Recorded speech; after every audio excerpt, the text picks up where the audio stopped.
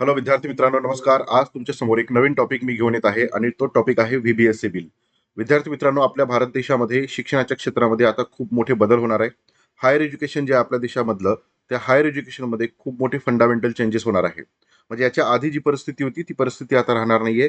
तर ही जी परिस्थिती आहे ती कशी बदलणार आहे, काय काय बदल होणार आहे हे आपण पाहणार आहे. कारण तुमच्या प्रत्येक विद्यार्थ्याशी संबंधित असलेलं हे महत्त्वाचं बिल भारत सरकार जे आहे त्या भारत सरकारने पास केलेलं आहे. ठीक आहे. याच्यामध्ये काय काय आहे, चांगल्या गोष्टी कोणत्या आहे, वाईट गोष्टी कोणत्या आहे, हे सगळे मुद्दे जे आहे ते आपण डिस्कस करणार आहे. ओके, चला सुरू करूया आपण. सगळ्यात पहिला महत्त्वाचा मुद्दा लक्षात ठेवा, की आपण हा जो क्लास घेत आहे, हा क्लास आपण टेक्स्टबुक सुपर कोचिंगच्या माध्यमातून घेत आहे. ठीक आहे. तर जर तुम्ही 2026च्या परीक्षेची तयारी करत असाल आणि हिस्ट्री ऑप्शनल घेतला असाल, तर आपण तो सुरू केलेला आहे. तुम्ही घर बसल्या या ऑप्शनलची तयारी करू शकता.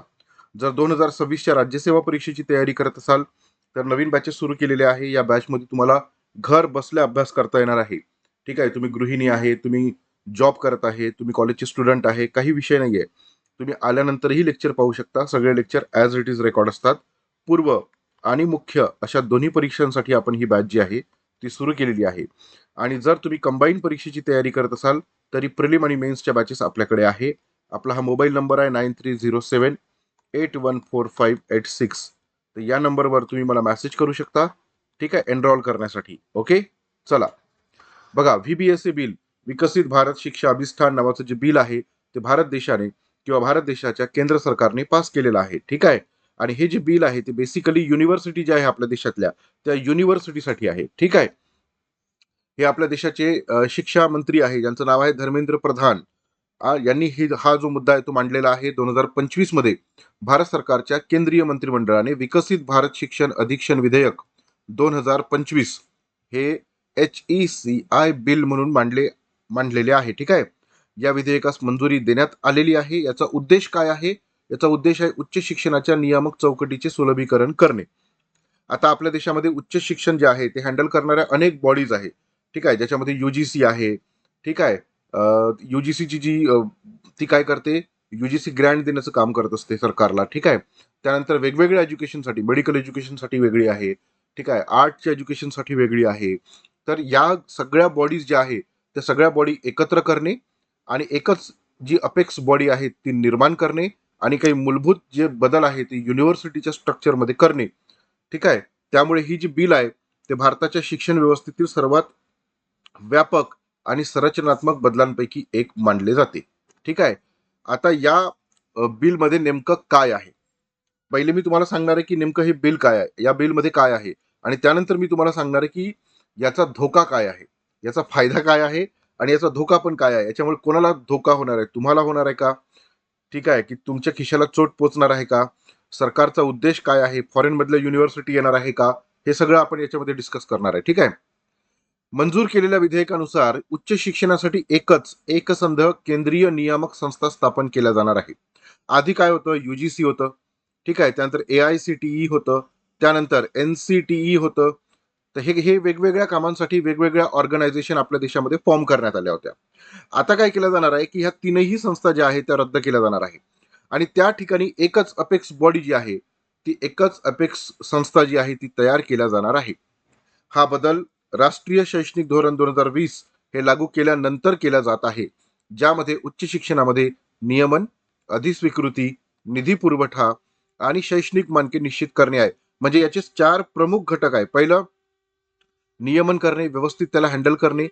अधिस्वीकृती, ॲक्रिडिएशन. निधी पुरवठा म्हणजे त्याला फंडिंग कशी होणार, हायर एज्युकेशनला फंडिंग कशी होणार, युनिव्हर्सिटीला फंडिंग कशी होणार, आणि क्रेडिट्स म्हणजे शैक्षणिक मानके जी आहे ती सुद्धा निश्चित केल्या जाणार आहे आणि ती एकाच संस्थेच्या माध्यमातून पूर्ण केल्या जावी हा सरकारचा उद्देश आहे. 2047ला आपल्याला विकसित भारत बनवायचा आहे. त्या उद्देशाने हे सगळं तयार केलं गेलेलं आहे. आता याची गरज का पडली? तर बघा, सध्याच्या व्यवस्थेमध्ये अनेक नियामक संस्था आहेत ज्या वेगवेगळ्या गोष्टींसाठी काम करत आहेत. त्यामुळे ती विखंडित आहे, गुंतागुंतीची आहे. ठीक आहे. त्याच्यामध्ये कार्यक्षमता कमी आहे. त्यामुळे आता एकच बॉडी तयार करायची जेणेकरून ह्या सगळ्या गोष्टी स्मूथली रन होईल असा सरकारचा उद्देश आहे. ठीक आहे. त्यानंतर आपल्या देशामध्ये वर्ल्ड क्लास एज्युकेशन जे आहे हे वर्ल्ड क्लास एज्युकेशन मिळालं पाहिजे. कारण भारत देशामध्ये जगातल्या 200 युनिव्हर्सिटीमध्ये भारताची एकही युनिव्हर्सिटी नाहीये आणि त्यामुळे भारत देशातलं एज्युकेशन वर्ल्ड क्लास बनवणे हा त्याच्या मागचा मुख्य उद्दिष्ट आहे. ठीक आहे. त्यामुळे आता हे जे बिल तयार केल्यानंतर याच्यामध्ये 3 काउन्सिल असणार आहे. एक रेग्युलेटरी काउन्सिल असणार आहे, जे प्रशासन नियमन आणि कायदेशीर पालन करण्यासाठी तयार केला जाणार आहे. दुसरं ॲक्रेडिएशन काउन्सिल आहे, ज्याच्यामध्ये अधिस्वीकृती आहे, ज्याच्यामध्ये उच्च शिक्षणातील गुणवत्ता जी आहे ती सुनिश्चित करणे. म्हणजे कोणत्या लेवलचं एज्युकेशन आपण दिलं पाहिजे, कोणते स्टँडर्ड्स जे आहेत ते असले पाहिजे, ते आपण कसे अचीव केले पाहिजे, ह्या सगळ्या गोष्टी त्याच्यामध्ये असणार आहे. त्यानंतर मानके म्हणजे स्टँडर्ड्स, म्हणजे शैक्षणिक मानदंड काय असेल, किती क्रेडिट दिला जायला पाहिजे, फर्स्ट सेमिस्टरला किती क्रेडिट असेल, दुसऱ्या सेमिस्टरला किती क्रेडिट असेल, एकूण किती क्रेडिटचं हे ग्रॅज्युएशन असणार आहे, अभ्यासक्रमाची गुणवत्ता कशी असणार आहे, वर्ल्ड क्लास एज्युकेशन आपल्याला द्यायचं आहे. कारण भारत देश जो आहे तो वर्ल्ड क्लास एज्युकेशनमध्ये मागे पडत आहे. आणि शैक्षणिक परिणाम जे आहेत ते कसे असणार आहे. ठीक आहे. कारण बघा, कोणत्याही देशाला जर डेव्हलप व्हायचं असेल तर तुम्हाला तुमचं एज्युकेशन सिस्टम जे आहे ते डेव्हलप केलं पाहिजे, ते वर्ल्ड क्लास बनवलं पाहिजे. आणि प्रत्येक देशाने हे करणं गरजेचं आहे, तरच तो डेव्हलप होऊ शकतो. तसेच कार्यक्षमता वाढली पाहिजे, पारदर्शकता वाढली पाहिजे. त्यानंतर विद्वान लोक जे आहेत ते तिथे गेले पाहिजे, हा त्याचा मुख्य उद्दिष्ट आहे. ठीक आहे. मग आता शैक्षणिक मानके आणि नियमांचे प्रभावी पालन जे आहे ते याच्यामध्ये करणं आवश्यक असणार आहे. ठीक आहे. नवीन नवीन बिलानुसार संस्थेला दंडात्मक कारवाईचे अधिकार व्यापक करण्यात आलेले आहे. म्हणजे जी नवीन अपेक्स बॉडी तयार करण्यात आलेली आहे तिला भरपूर अधिकार दिलेले आहे की त्याच्या अंडरमध्ये येणाऱ्या युनिव्हर्सिटी, त्याच्या अंडरमध्ये येणारे कॉलेजेस यांना ह्या सगळ्या गोष्टी ज्या आहेत ते प्रॉपर फॉलो करणं गरजेचं आहे. नाहीतर ज्या संस्थेने ते फॉलो केलं नाही त्याला 10 लाख रुपयांपासून तर 2 कोटी रुपयांपर्यंतचा जो दंड आहे तो दंड ठोठावला जाऊ शकतो. आलं का लक्षात? येस. आता जागतिक एडटेक आणि आंतरराष्ट्रीय शिक्षण सेवा पुरवठादारांसाठी याचा अर्थ काय होईल? आता बघा, भारत देश जो आहे या भारत देशाची लोकसंख्या प्रचंड मोठ्या प्रमाणामध्ये आहे. त्यामुळे जगातल्या अनेक युनिव्हर्सिटी भारत देशामध्ये येण्यासाठी इच्छुक आहे. पण त्यावेळेस मग ह्या ज्या युनिव्हर्सिटी आहे तर या युनिव्हर्सिटीची फीज वगैरे जी आहे ती प्रचंड मोठ्या प्रमाणात असेल. तर जागतिक शिक्षण संस्थांसाठी ही प्रस्तावित पुनर्रचना काही महत्वपूर्ण गोष्टी सुलभ करतील. जसं आता नियामक संवाद सुलभ होणे, म्हणजे जर बाहेरच्या युनिव्हर्सिटीला जर आपल्या देशामध्ये यायचं असेल तर एकाच ठिकाणी ते संपर्क करून आपल्या देशामध्ये ते युनिव्हर्सिटीज फॉर्म करू शकतात. ठीक आहे. त्यानंतर गुणवत्ता आणि परिणामावर भर दिला जाणार आहे. ठीक आहे. त्यानंतर विद्यार्थ्यांमध्ये ॲबिलिटीज ज्या आहेत त्या ॲबिलिटीज निर्माण होण्यासाठी या बिलामध्ये भर देण्यात आलेला आहे. जसं मूल्यांकन प्रणाली अधिक कडक केलेली आहे. म्हणजे जे विद्यार्थी आहे त्याचं मूल्यांकन कठोर होईल, त्यांच्या एक्झाम ज्या आहेत त्या प्रॉपर होतील, त्याचं जे स्टँडर्ड आहे ते वाढेल. लर्निंग अनालिटिक्स, कारण आता जग बदलत आहे, AI वर शिफ्ट होत आहे. अशा परिस्थितीमध्ये विद्यार्थ्यांची लर्निंग अनालिटिकल स्किल जे आहे ते चांगले डेव्हलप होणे गरजेचं आहे. ते जर चांगले डेव्हलप झाले तर मग त्यांच्यामध्ये अपेक्षित बदल आपल्याला दिसतील आणि आपण बदलत्या जगासोबत स्पर्धा करू शकू. त्यानंतर स्किल डेव्हलप होणं गरजेचं आहे. नुसतं एज्युकेशन घेतोय आपण, पण स्किल डेव्हलप होत आहे का? स्किल डेव्हलप नाही होत आहे. मग स्किल बेस एज्युकेशन जे आहे ते दिलं जाणार आहे. ठीक आहे.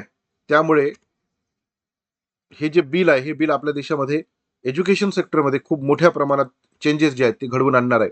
परंतु याच्यावर टीका सुद्धा मोठ्या प्रमाणात केल्या जात आहे. आणि मग ही टीका नेमकी कोणती आहे ती आता आपण पाहूया. आलं का लक्षात?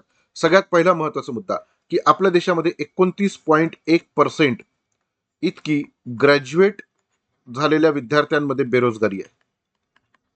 आणि हिचं प्रमाण प्रचंड मोठ्या प्रमाणात आहे. 29.1%. आणि जे ग्रॅज्युएट नाही आहे, जे इलिटरेट आहे, त्यांच्यामध्ये या बेरोजगारीचं प्रमाण 3.4% आहे. आता याच्यामध्ये काय होते की युनिव्हर्सिटी किंवा कॉलेजचे जे आहे ते ग्रँड बंद करणे याचा अंतर्भाव याच्यामध्ये असेल असं सांगितलं जात आहे. मग जर तुम्ही युनिव्हर्सिटी किंवा कॉलेजेस यांची जर तुम्ही ग्रँट बंद केली तर आपल्या देशातल्या ज्या युनिव्हर्सिटी आहे, जे गरीब मुलं आहे, ठीक आहे, त्या युनिव्हर्सिटी सस्टेन कशा करेल? दुसरं, जे गरीब मुलं शिकत आहे ते गरीब मुलं एज्युकेशन कसं घेणार आहे? ठीक आहे. 1944 मध्ये आपल्या देशामध्ये सार्जंट नावाचा जो प्लॅन आहे तो सार्जंट नावाचा प्लॅन तयार केला गेला होता. 1948 मध्ये आपल्या देशामध्ये युजीसी युनिव्हर्सिटी ग्रँट कमिशनची स्थापना करण्यात आली होती. युनिव्हर्सिटी ग्रँट कमिशनचं काम काय होतं की आपल्या देशामध्ये ज्या युनिव्हर्सिटी आहे आणि त्या अंतर्गत जे कॉलेजेस येतात त्या कॉलेजला ग्रँट देणे, म्हणजे सरकारकडनं पैसा देणे. परंतु आता हे जे बिल आहे या बिलामध्ये याची तरतूद नाही आहे. तर युनिव्हर्सिटीने स्वतः लोन घ्यायचं, लोन सिस्टीम, म्हणजे तुम्हाला तुमच्या युनिव्हर्सिटी चालवण्यासाठी लोन घेण्याची जी सिस्टीम आहे तिचा अंतर्भाव करण्यात आलेला आहे. मग आता युनिव्हर्सिटी काय करेल, जर युनिव्हर्सिटीने लोन घेतलं तर ती आपला जो अभ्यासक्रम आहे त्या अभ्यासक्रमाची किंमत वाढवेल, बरोबर, कारण त्यांना जे लोन घेतलं आहे ते परत करावं लागेल. मग जर युनिव्हर्सिटीने अभ्यासक्रमाची किंमत वाढवली तर सामान्य माणसाच्या अधिक पलीकडे ते गोष्टी जातील. जे गरीब लोक आहेत, जे आज फ्रीमध्ये एज्युकेशन घेत आहेत, त्यांना ते घेता येणार आहे का? त्यांना ते घेता येणार नाहीये. मग ही जी आहे ही सगळ्यात घातक गोष्ट आहे, ही अत्यंत चुकीची गोष्ट आहे. गव्हर्नमेंटला एज्युकेशनवरचा जो खर्च आहे तो 6% केला पाहिजे असं कोठारी कमिशनने 1968 मध्ये सांगितलं होतं. प्रत्यक्षात आपल्या देशामध्ये 3.5% एवढाच खर्च केला जात आहे आणि तोही खर्च कमी करण्याचा सरकारचा उद्देश आहे. आता अनेक बँका ज्या आहेत त्या स्थापन करण्यात आलेल्या आहे आणि त्या बँका ज्या आहेत त्या आता युनिव्हर्सिटीला लोन देईल आणि युनिव्हर्सिटी ते लोन कसं चुकवणार? आणि उद्या जर युनिव्हर्सिटीनं लोन चुकवलं नाही तर तिथला जो व्हीसी आहे, व्हाईस चान्सलर, याला जेलमध्ये टाकण्याची सुद्धा तरतुदी आहे. तर मग ही जी गोष्ट आहे ही गोष्ट अत्यंत चुकीची आहे. ठीक आहे, युनिव्हर्सिटीला ग्रँट दिलं पाहिजे हे युजीसीच्या नियम सेक्शन 12 मध्ये येतं की युनिव्हर्सिटीला ग्रँट देण्यात येईल असं युजीसीच्या सेक्शन मध्ये दिलेलं आहे. ठीक आहे, आलं लक्षात. म्हणून मग आता युनिव्हर्सिटी आता याच्यामध्ये बदल केला, आता युनिव्हर्सिटीला लोन दिलं जाईल. त्यासाठी HEFA नावाची एक योजना जी आहे ती गव्हर्नमेंटने मांडलेली आहे. ठीक आहे, त्यामध्ये वित्तमंत्र्यांनी ही घोषणा केलेली आहे की ही सिस्टम तयार केल्या जाईल आणि यातून युनिव्हर्सिटीला ग्रँट दिल्या जाईल. ठीक आहे, त्यामुळे याच्यावर मोठ्या प्रमाणात क्रिटिसिझम जो आहे ते क्रिटिसिझम वाढल्या गेलेला आहे. याच्यामध्ये कुठली बँक आहे तर कॅनरा नावाची जी बँक आहे, तर या कॅनरा बँकला जॉईंट व्हेंचर जे आहे ते बनवण्यात आलेलं आहे. ठीक आहे, युनिव्हर्सिटीला त्याच्या रेव्हेन्यू मधून कॅनरा बँकेने दिलेलं जे लोन आहे ते लोन त्यांना चुकवावं लागणार आहे. तर ही जी गोष्ट आहे ही गोष्ट मात्र भयंकर आहे. त्यामुळे याची आलोचना केल्या जात आहे, याच्यावर टीका केल्या जात आहे. आलं का लक्षात? पुन्हा याच्यावर एक दुसरी टीका केली जात आहे की शिक्षणाचं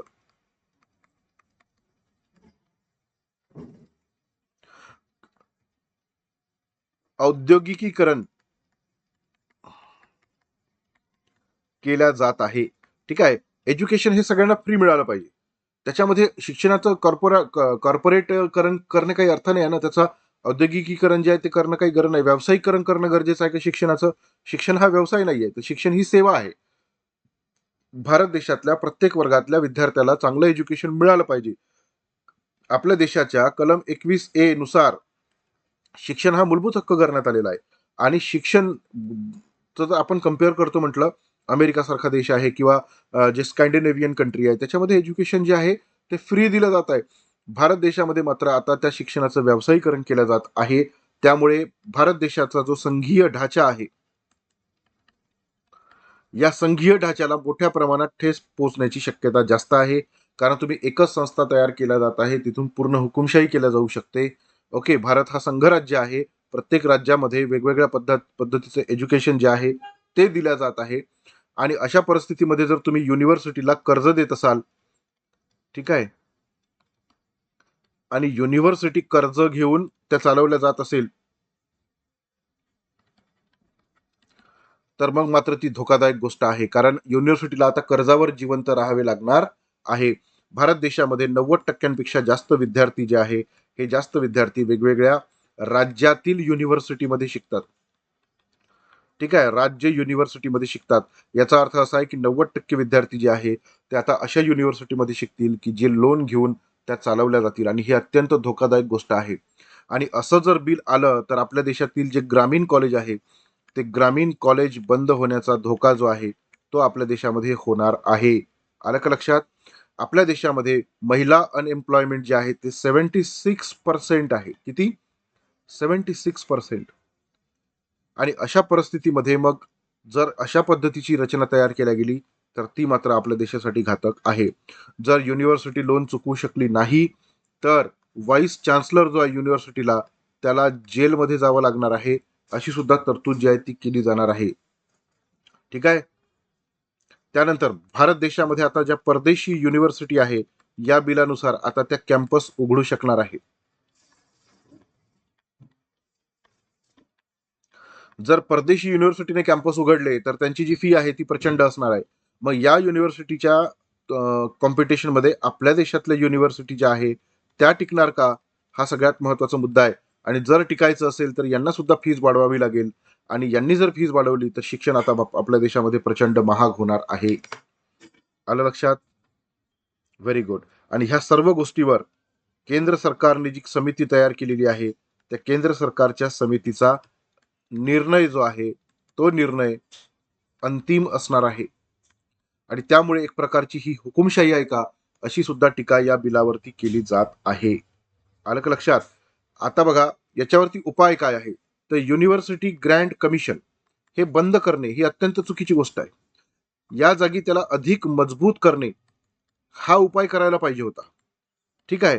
दुसरं, युनिव्हर्सिटी ग्रँट कमिशन जे आहे हा मजबूत करणे, जेणेकरून युनिव्हर्सिटीला जास्तीत जास्त ग्रँट मिळाली पाहिजे.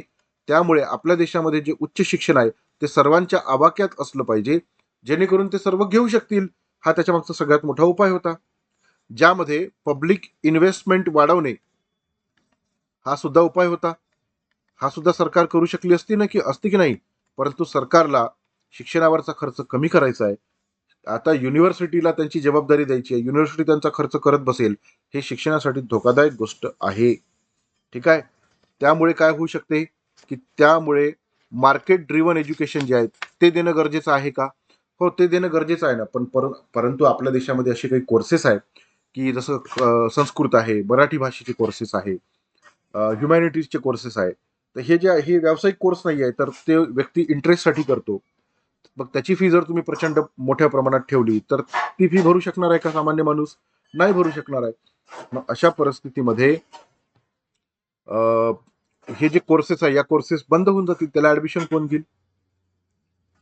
आहे की नाही? म्हणून सोशल जस्टिस जे आहे, हे सोशल जस्टिस आपल्याला काय सांगते? सोशल जस्टिस आपल्याला सांगते की युनिव्हर्सिटीमध्ये रिझर्वेशन लागू केलं गेलं पाहिजे. पण जर या ठिकाणी प्रायव्हेटायझेशन मोठ्या प्रमाणामध्ये वाढलं तर मग रिझर्वेशनला सुद्धा धक्का पोचण्याची शक्यता जी आहे ती आपल्या देशामध्ये राहते. त्यानंतर केंद्रीय संस्थेचं पूर्ण नियंत्रण जर युनिव्हर्सिटीवर आलं तर राज्य सरकाराचं नियंत्रण कमी होईल. ठीक आहे. राज्य त्याला प्रॉपर कंट्रोल करू शकणार नाही. त्यामुळे स्टेट ऑटोनॉमी जी आहे ती सुद्धा कमी होऊन जाईल. कळलं? त्यामुळे एज्युकेशन जे आहे त्याला मार्केटपासून दूर ठेवलं पाहिजे. एज्युकेशन हे सगळ्यांसाठी आहे, सगळ्यांच्या विकासासाठी आहे. एज्युकेशनचा जो मूळ उद्देश आहे तो आहे आत्मिक विकास आहे, शारीरिक विकास आहे, मानसिक विकास आहे, बौद्धिक विकास आहे. आणि एज्युकेशन हे फ्रीच मिळालं पाहिजे किंवा ते प्रत्येकाच्या आवाक्यात असलं पाहिजे. पण सध्याची जी सिस्टम आहे ती सिस्टम वरून आपल्याला हे लक्षात येते की शिक्षणाचं व्यावसायीकरण केलं जाणार आहे. युनिव्हर्सिटी आता बँकेकडून लोन घेऊन चालवल्या जाणार आहे, ज्यामुळे युनिव्हर्सिटीच्याच अस्तित्वाला धोका जो आहे तो निर्माण होण्याची शक्यता निर्माण झालेली आहे. आणि अशा परिस्थितीमध्ये हे जे बिल आहे या बिलामध्ये काही सुधारणा ज्या आहेत त्या करणं गरजेचं आहे. बाकी हे लेक्चर तुम्हाला कसं वाटलं हे तुम्ही मला नक्की सांगा. आपल्या लेक्चरला लाईक करा, जास्तीत जास्त प्रमाणामध्ये शेअर करा. धन्यवाद.